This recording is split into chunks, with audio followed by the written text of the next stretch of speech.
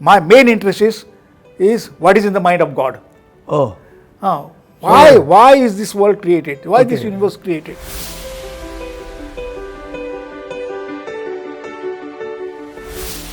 नमस्कार। विश्वधर्मी प्राध्यापक डॉक्टर विश्वनाथ कराड़ की संकल्पना से शुरू हुए इस विश्व शांति दर्शन यूट्यूब चैनल पर सबका स्वागत है। ये चैनल है जो विश्व शांति के लिए समर्पित है। इस चैनल पे जो भी प्रोग्राम्स होते हैं उनका अंतिम मकसद यही रहेगा कि क्या हम विश्व शांति की ओर जा रहे हैं या नहीं जा रहे। आज जिसकी आवश्यकता है और ये विश्व शांति हम किस तरह से पा सकेंगे, इस पर भी चिंतन इस चैनल पे होगा। आज के इस प्रोग्राम में हमने आमंत्रित किए हैं वो महानुभव जिन्होंने सुपर कंप्यूटर तैयार किया। परम संगणक के जनक, उद्गाता, पद्म भूषण डॉक्टर विजय भटकर जी का यहाँ पे स्वागत करता हूँ। नमस्कार। नमस्कार। नमस्कार, आपका स्वागत है। तो आप इसलिए यहाँ पे हमने आमंत्रित किया है आपको कि ये जो विजय भटकर नाम के पीछे एक ऑरा है, जो बेंचमार्क करके सभी टेक्नोलॉजी में जो बुजुर्ग लोग हैं वो आपको आदर्श मानते हैं, तो उसके बारे में आप बताएंगे कि ये क्या है, कैसे हुआ? संजय जी, आपने बहुत ही अच्छा शब्द का प्रयोग किया है, वो है बेंचमार्क। हाँ जी। मैं मानता हूँ और एक प्रकार की मेरे लिए भी एक कोइंसिडेंस है कि मेरा जन्म ही एक बेंचमार्क है कंप्यूटर की हिस्ट्री में।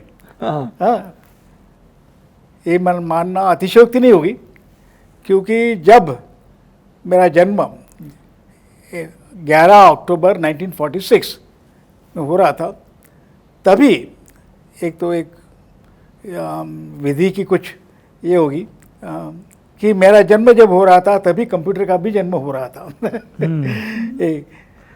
वाह।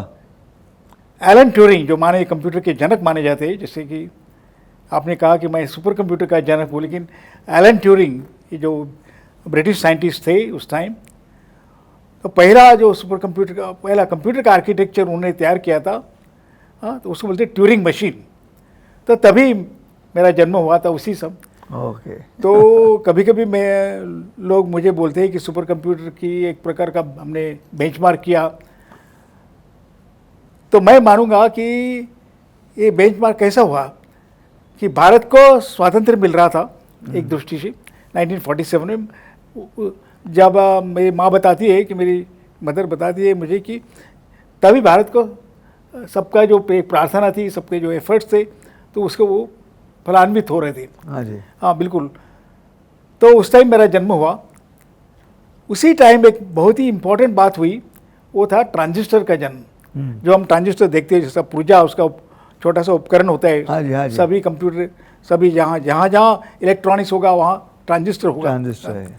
उस ट्रांजिस्टर का भी उस टाइम जन्म हो रहा था। हाँ, बेल लेबोरेटरी में। हाँ। भारत जहाँ जो बेल लेबोरेटरी अमेरिका की प्रसिद्ध लैब है इलेक्ट्रॉनिक्स की, तो उसमें कई आविष्कार हुए, तो ये उसमें ट्रांजिस्टर का आविष्कार, ये आविष्कार इतना महत्व का माना जाता है कि उसी टाइम जब ये ट्रांजिस्टर का आविष्कार हो, उसी वजह से वही एक मुख्य कारण था, वही एक बेंचमार्क था इलेक्ट्रॉनिक्स में, तो उसकी इलेक्ट्रॉनिक्स की शुरुआत होती है। तो इलेक्ट्रॉनिक्स की शुरुआत होती है, कंप्यूटर की शुरुआत होती है, और भारत को स्वातंत्र्य मिल रहा है।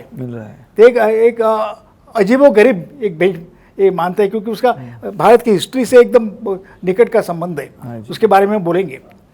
तो आपने जब मुझे बताया कि एक कंप्यूटर में बेंचमार्क माना जाता है, जैसे कि मेरा भी करियर जैसे आपको बताया, ये तो अतिशयोक्ति है एक प्रकार की, तो मैं मानता हूँ इसमें सत्य है। लेकिन 1947 तक, और जब मेरा जन्म हुआ था, तब मुझे कंप्यूटर के बारे में तब जन्म ही हो रहा था, तो पता ही नहीं इसमें होगी। लेकिन जब मैंने पहला कंप्यूटर देखा था, उस टाइम की बात कर रहे हैं हम, 1946-47 के दरमियान की, तो मैंने जब पहला कंप्यूटर देखा तो वो पीएचडी के टाइम, तब तक मैंने कंप्यूटर नहीं देखा था, देखा ही नहीं था। देखा ही नहीं। इलेक्ट्रॉनिक्स की शुरुआत हुई थी, हाँ। हमने भी शुरुआत की थी इसमें, ओके। लेकिन पहला जो कंप्यूटर मैंने देखा वो IIT दिल्ली में, मैं वहाँ पढ़ रहा था। तो जब मैं PhD कर रहा था, जैसे कि रिसर्च की शुरुआत की थी मैंने, तब मैंने पहला कंप्यूटर देखा। मैंने नागपुर से BE किया, VNIT जो आज बोलते हैं VNIT। बाद में मैं MS यूनिवर्सिटी से, बड़ौदा से किया। हाँ, लेकिन जब मैं पहले PhD में एडमिशन लिया तब मैंने हमारा एक कंप्यूटर सेंटर देखा पहली बार, इसमें मुझे देखा। उस टाइम में पहला कंप्यूटर मैंने देखा था। तो वहाँ से शुरुआत होती है, वहाँ से शुरुआत होती है। आज के समय पे ऐसी क्या कंप्यूटर के नॉलेज में आपकी खासियत है कि और आउटस्टैंडिंग जो आपको खुद को समाधान देती है कि ये मैंने किया, लाइक सबसे जो लोग मानते हैं तो वही सुपर कंप्यूटर की, हाँ जी, डेवलपमेंट, सुपर कंप्यूटर की। उसके बारे में ये आपके पास काम कैसे है, उसके बारे में भी आप नहीं, वो तब तक सुपर कंप्यूटर भारत में नहीं आए थे। हाँ जी, सुपर कंप्यूटर का जो शब्द हुआ था, शब्द प्रचलित हो रहा था, लेकिन सुपर कंप्यूटर के बारे में मैं उस टाइम नहीं जानता था, बिल्कुल नहीं जानता था। कंप्यूटर्स मैंने देखे थे, ऐसे शुरुआत हुई थी। और एक और घटना ये जो हुई है कि ये माइक्रो प्रोसेसर का जन्म, कंप्यूटर का जो एक चिप लेवल पे जो बनाया गया है कि ये पूरा कंप्यूटर इतने बड़े हॉल में है, तो उसकी पूरी जो कंप्यूटर है वो एक चिप में डाला जाए। तो उसको जब पहली चिप बन गई इंटेल में, टेड हॉफ और उसकी टीम जो उन्होंने बनाई थी, वो देख रहे थे कि हम काम कर रहे नई चिप्स पे। तो पूरा कंप्यूटर, एक टेड हॉफ नाम का जो एक साइंटिस्ट था बेल लैब में, उसको लगा थे ये पूरा कंप्यूटर ही हम चिप पे बिठा देते हैं इसमें, और वैसा तैयार हुआ। तो उसका जो जब चिप तैयार हुई थी उसकी 1970-71 के दरम्यान, तो उसका नाम रखा था माइक्रो प्रोसेसर। हाँ, वो एक्चुअली एक बड़ी रिवोल्यूशन थी। जैसे ट्रांजिस्टर एक बड़ा रिवोल्यूशन, एक बड़ा ही आविष्कार माना जाता है, क्रांति मानी जाती है, उससे इलेक्ट्रॉनिक्स की शुरुआत होती है। और ये माइक्रो प्रोसेसर चिप, पूरा कंप्यूटर और एक चिप जो होता है वो उसको माना गया, वो भी एक बड़ी रिवोल्यूशन वहाँ से शुरू हुई थी। When I saw entire computer put on a chip, I was studying that thing. But one thing I must not claim, but I was so amazed that now a revolution is going to occur. Oh. I was very clear, not my colleagues, not even my professors, even in IITs, whenever I used to discuss that issue, I thought a revolution is now going to occur. And that really happened. Oh. That microprocessor set the entire revolution, what we see in computers now, Yes. and what that is all pervading impact.